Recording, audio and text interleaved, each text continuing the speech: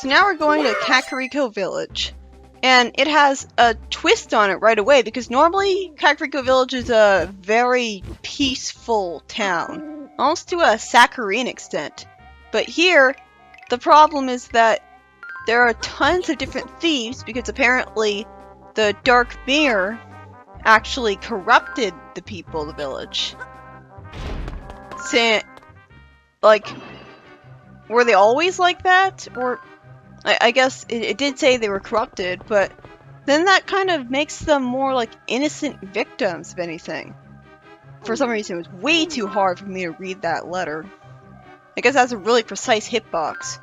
But yeah, like, the goal is to get all the thieves and throw them into the fence, where fortunately the game will remember that you threw them into the fence instead of making them despawn after you make a screen transition, like what happened in an earlier top-down Zelda game. And because once you get all the thieves into the fence, they disappear. And I can only assume that they're all executed off screen. And that would be pretty depressing, considering maybe they were corrupted by the Dark Mirror. And so none of them were really evil. Which would make sense, since this is basically most of the population of the town. Most of the people are thieves. Like, we barely see any villagers that aren't.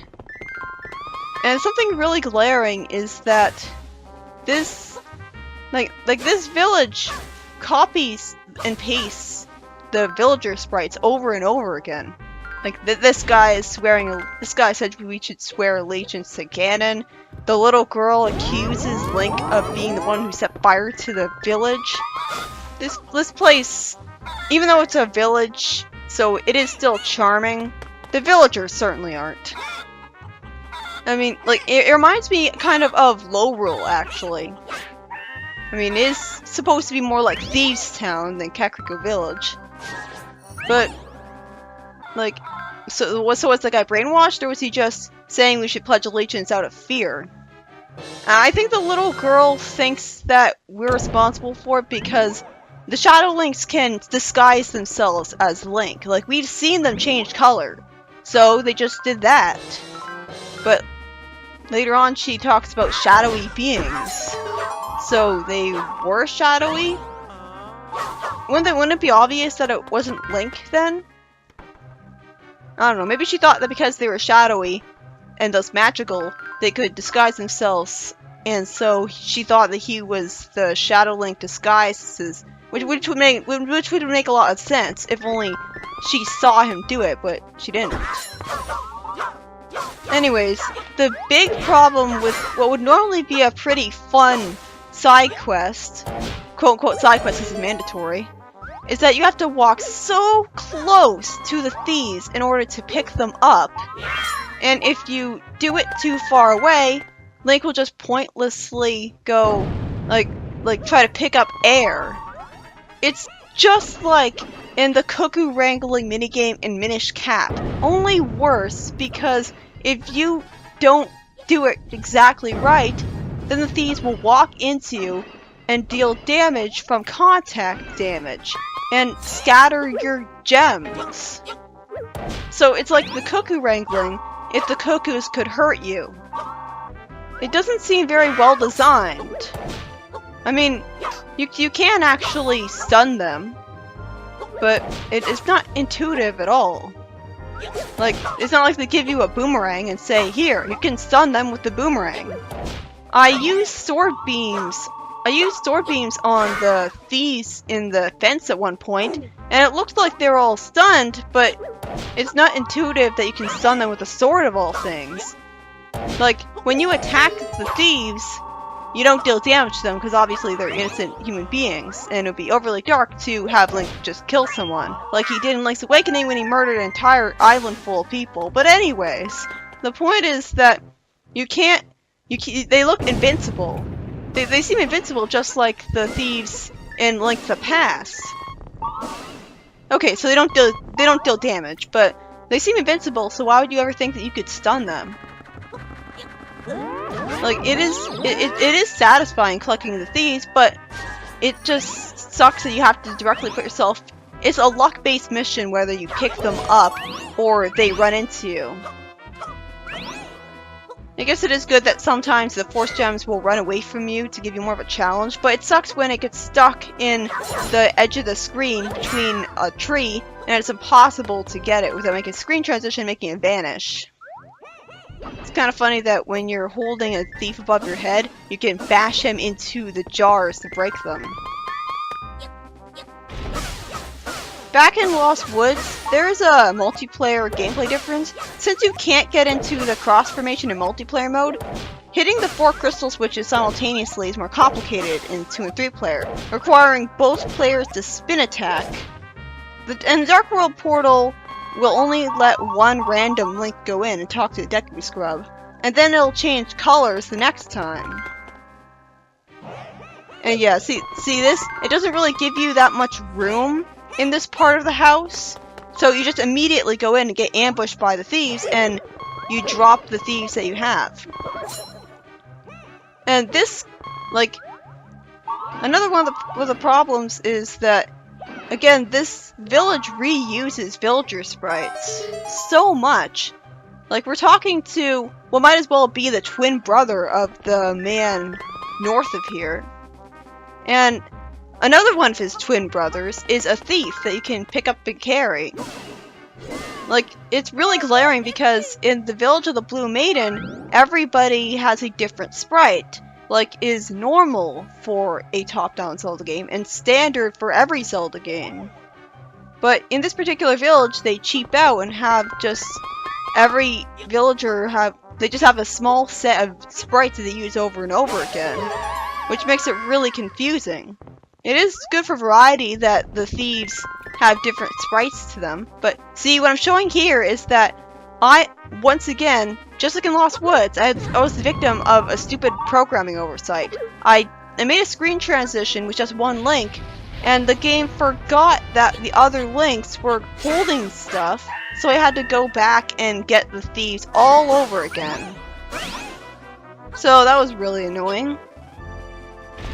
But yeah, like, it's better to have the bandits have more than just the bandit sprite, but they don't have to look exactly like other villagers.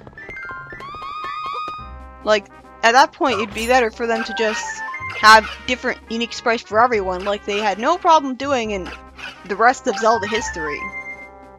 I guess this is the point where they got rushed, and they had enough time to make a unique sprite for all the different unnecessary villagers in Village of the Blue Maiden, but not here. Also, what's interesting is the Village of the Blue Maiden is the only village that's associated in any way with one of the maidens, and they don't even bother to give her a name or personality.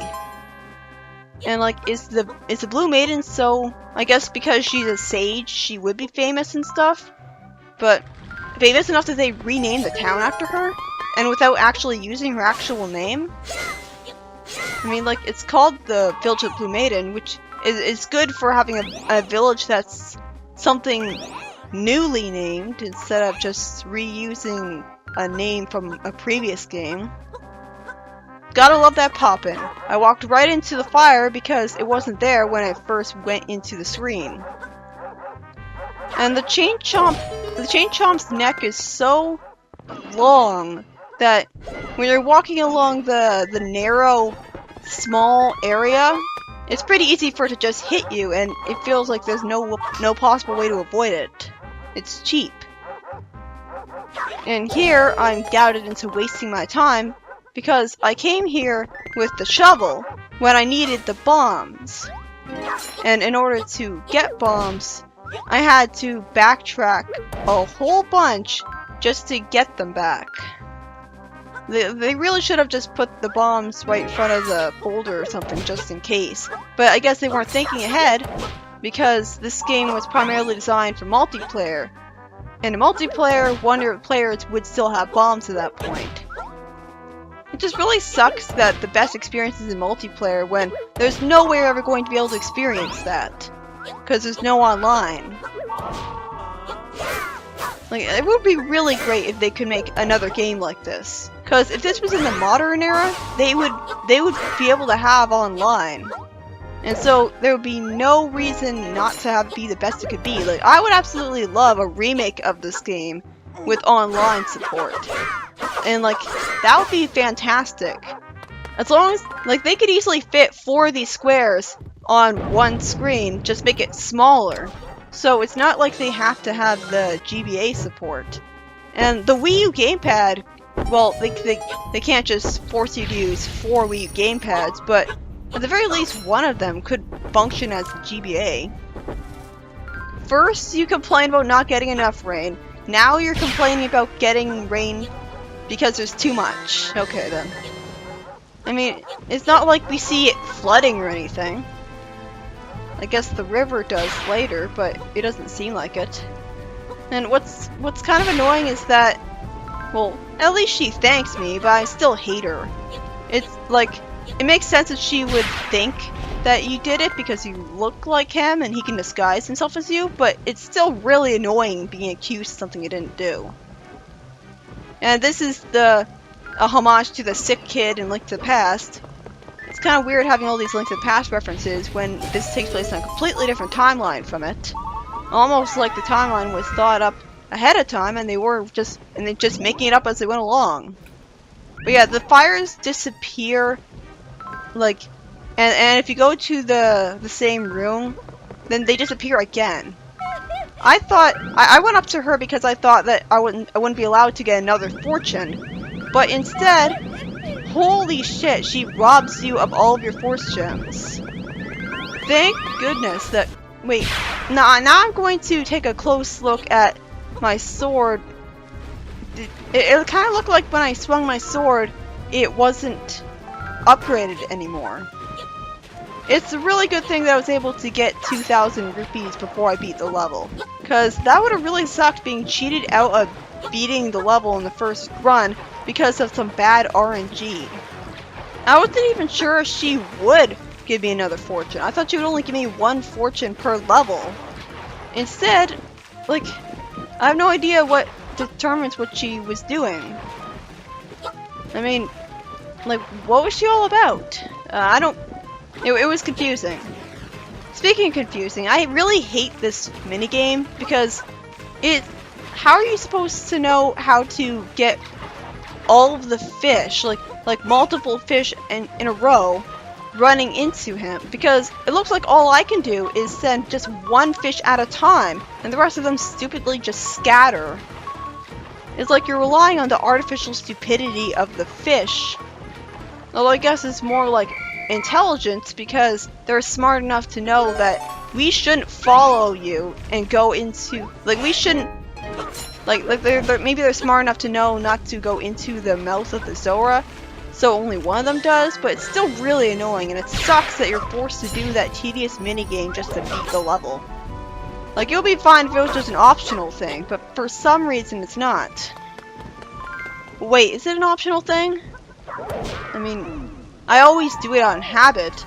It got me a heart container, but no, I think it might have been optional actually, but it felt like it wasn't because, well, it gets you a heart container, why wouldn't you do it?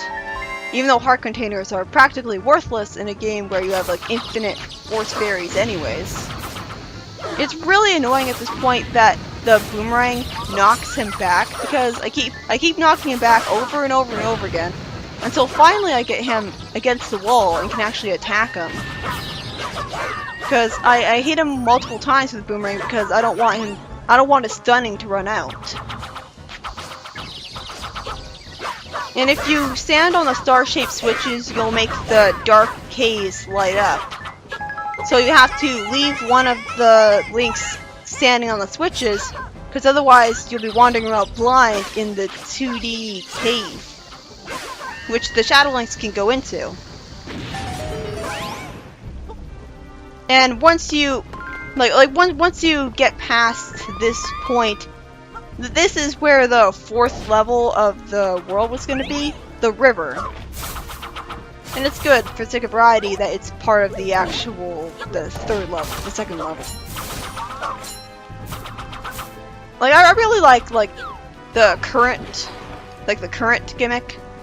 It makes it kind of a challenge to gather all the force gems especially with having to specifically time like jumping off the waterfall correctly, because if you don't jump off it at the right time, then you'll miss out on force gems.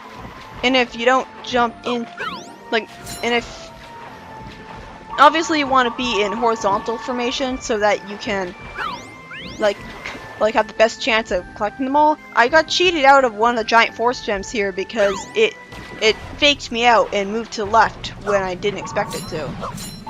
The current will send you so far down that it can easily, like, you can easily lose your chance of getting the force gems.